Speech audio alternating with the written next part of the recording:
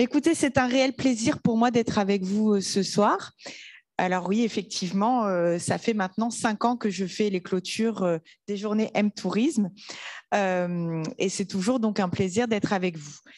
Aujourd'hui, cette thématique est une thématique importante, c'est une thématique qui est portée par beaucoup de monde, mais qui est particulière et qui a un sens particulier au lendemain de la pandémie que nous venons de vivre. Parce que, effectivement, nous sommes dans une région extrêmement touristique. Nous avons la chance d'avoir 3 marques monde, Provence, Alpes, Côte d'Azur, dans notre belle région. Nous sommes une région avec plus de 31 millions de séjours touristiques. Nous avons quasiment 25 000 emplois dans ce secteur économique. Nous avons 13% du PIB régional qui est représenté par le tourisme. Donc, c'est vraiment une industrie importante pour notre territoire. La pandémie a été très importante et a touché le secteur touristique d'une façon très importante, comme d'autres secteurs, mais encore plus pour notre région parce qu'effectivement, c'est une industrie majeure. Et donc, les gens ont changé de comportement, comme vous le disiez juste avant, monsieur, et comme beaucoup d'intervenants ont dû le dire tout au long de la journée. Les gens ont changé de comportement, les gens ont modifié leur façon de voir les choses et se sont dit qu'ils avaient envie de consommer plus responsable. Et puis aussi, avec la pandémie que nous avons connue, le fait que nous ne pouvions pas forcément partir en avion assez loin compte tenu de toutes les restrictions que nous subissions toutes et tous, chacun a un petit peu revu les façons dont ils allaient voyager. Et donc, on a voyagé plus proche, on a voyagé... on a fait des voyages plus de proximité, interrégions, etc. Donc, ça a changé les comportements. Et ça a fait évoluer aussi les comportements parce que on s'est posé la question de se dire comment on veut voyager, comment on veut, quel avenir on va laisser à nos enfants quand on prend l'avion, comment ça se passe, quand on ne va pas très loin, est-ce qu'on peut prendre d'autres moyens de locomotion, etc. Donc, ça fait quand même réfléchir. Et c'est vrai que nous, à la région Sud, Provence-Alpes-Côte d'Azur, on a réfléchi depuis un certain temps sur ces sujets-là. Dans le schéma de développement touristique que nous avions mis en place, nous avions déjà réfléchi sur ces questions-là, et notamment sur la gestion des flux. Et c'est vrai que le numérique, aujourd'hui, est un outil, parmi tant d'autres, mais est un outil important qui nous permet finalement d'améliorer l'empreinte carbone, d'améliorer nos lendemains et de réfléchir différemment. D'abord parce qu'on y a été obligé. Donc, les gens, effectivement, ont réfléchi différemment. Mais voilà, la gestion des flux touristiques, ça a vraiment été un chantier important. On a créé des partenariats avec Waze, on a créé des partenariats avec d'autres sociétés pour effectivement faire en sorte que sur des zones qui sont très prisées d'une façon touristique, où beaucoup de gens se rendent à un moment donné au même endroit, au même moment, eh ben, on puisse les rediriger un petit peu ailleurs pour leur montrer aussi la diversité de nos paysages, la diversité de notre territoire, qui regorge de magnifiques endroits, et donc faire en sorte que le flux touristique s'étale un petit peu. Et c'est grâce au numérique qu'on peut aussi arriver à faire ça. Donc, c'est le numérique pour un tourisme plus responsable, plus durable. Mais pourquoi on fait ça? Tout simplement parce qu'à un moment donné, on veut préserver nos paysages, on veut préserver notre territoire et on veut, c'est un joyau et il faut y faire très attention parce que si demain, effectivement, on a un surtourisme, eh ben, à un moment donné, on ne pourra plus attirer les gens chez nous. Et il faut qu'on ait un tourisme de qualité pour faire en sorte de préserver cet écrin également que nous avons. On a développé, comme je le disais, un tourisme de proximité parce que d'abord, on y a été obligé, mais aussi parce que finalement, ça a fait ressortir aussi tous les joyaux que nous avons et des adeptes du slow tourisme. On a notamment des applications telles que GeoTrek, qui est une base de données des parcs qui permet de visualiser tous les itinéraires que nous avons dans la région pour faire des randonnées, etc. Nous avons également un système d'information touristique qui s'appelle Apidae, sur lequel nous avons voulu que la majorité des acteurs du tourisme de la région soient intégrés à ce système d'information pour travailler tous ensemble, avoir une base de données commune pour mieux travailler. et pour finalement mieux optimiser aussi les informations et la donnée touristique.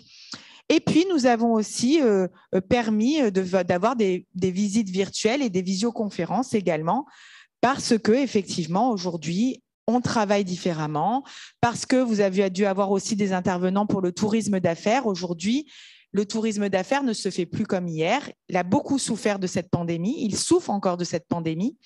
Mais du coup, on réfléchit différemment. Les gens ont besoin de se retrouver. Le tourisme d'affaires, c'est important aussi de pouvoir faire du B2B en présentiel. Mais effectivement, on privilégie aujourd'hui le moitié-moitié, c'est-à-dire moitié présentiel, moitié possibilité aussi pour ceux qui viennent de loin de pouvoir le faire en visio. Donc finalement, il y en aura un petit peu pour tout le monde. Les comportements évoluent et le numérique est là aussi au service de cette évolution qui s'est voulue beaucoup plus rapide que prévu, mais qui finalement est essentielle. La région a également accompagné très fortement les acteurs du tourisme pour se développer d'un point de vue digital, parce que beaucoup d'acteurs du tourisme n'étaient pas équipés. Et donc, c'est vrai qu'on s'est aperçu pendant cette période de pandémie que le digital était nécessaire, voire obligatoire, pour pouvoir exister, pour pouvoir avoir de la visibilité, de la lisibilité. Et donc, la région a accompagné de très nombreux professionnels pour les aider à passer du rien du tout au digital, parce qu'effectivement, même si beaucoup étaient déjà équipés, beaucoup de petites structures ne l'avaient pas fait, parce que problème de coût, problème de temps, problème de RH. Et finalement, aujourd'hui, ça a été l'occasion aussi de se poser ces questions-là et de passer d'un coup au 3.0. Donc, c'est vrai que ce sont des questions importantes. Le numérique au service du tourisme durable et responsable, ce sont des questions qu'on doit collectivement se poser.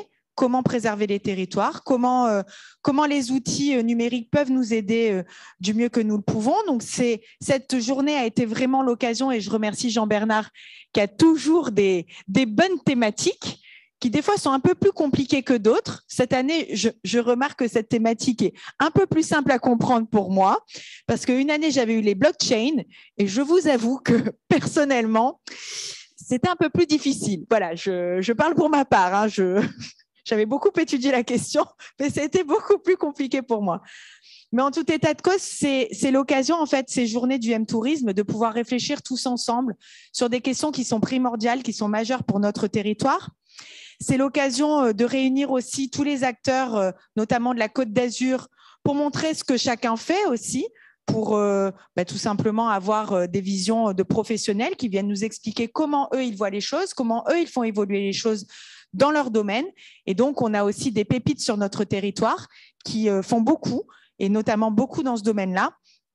Donc, effectivement, c'est important, puisque sur ces questions-là, le collectif est déterminant, parce qu'on ne peut rien faire seul, parce qu'effectivement, on veut préserver nos territoires, c'est important, mais on vit sur un territoire qui est magnifique, qui est riche, mais que nous devons toutes et tous préserver du mieux que l'on peut pour éviter justement le surtourisme, pour éviter également, alors même si on n'est pas sur on est sur une région où on fait très attention à ces questions-là, et on n'est pas sur des régions européennes qui effectivement ont une mauvaise presse, etc. On essaie vraiment de mettre un focus et un accent sur la qualité de l'accueil, sur la qualité des services, pour vraiment être à la hauteur de ce qu'attendent tout simplement les gens qui viennent chez nous, pour pouvoir les accueillir du mieux que l'on peut. Et donc, c'est vrai que c'est important. Donc, cette thématique, elle est importante. C'est une question qu'on a tous à l'esprit. C'est une question, évidemment, l'environnement qui nous concerne toutes et tous. Ce n'est pas un parti politique. Moi, je dis toujours qu'aucun parti politique ne devrait être spécialisé là-dedans, parce que l'environnement, ça concerne tout le monde. Tout le monde. Et en fait, ça commence dès le plus jeune âge, parce que maintenant, c'est une question d'éducation. Il faut qu'on soit éduqué à l'environnement. Il faut qu'on fasse attention et qu'on préserve notre territoire. Et donc, c'est vrai qu'aujourd'hui, tout le monde se pose les bonnes questions. Et aujourd'hui, c'était vraiment l'occasion de pouvoir mettre un focus particulier sur le tourisme et l'environnement, et évidemment le numérique qui est aussi au service de ce développement pour nos territoires, mais pour les préserver du mieux que l'on peut. Donc voilà, écoutez, moi, je voudrais juste vous dire merci de m'avoir écouté, parce qu'en fin de journée, ce n'est pas évident, parce que vous avez entendu beaucoup de discours. Et puis, remercier à nouveau, effectivement, Télécom Valais et tout spécialement Jean-Bernard, qui fait beaucoup et qui, une fois par an, nous réunit toutes et tous pour parler de thématiques qui sont importantes pour notre territoire, qui sont importantes pour la région Sud Provence-Alpes-Côte d'Azur, qui sont importantes pour notre département et pour notre marque Côte d'Azur France. Donc, vraiment, merci Jean-Bernard. La région est toujours très active, notamment pour le tourisme, et continuera d'être active sur ces questions-là. Donc, merci à toutes et à tous. Passez une très bonne soirée. Je vous dis à très bientôt.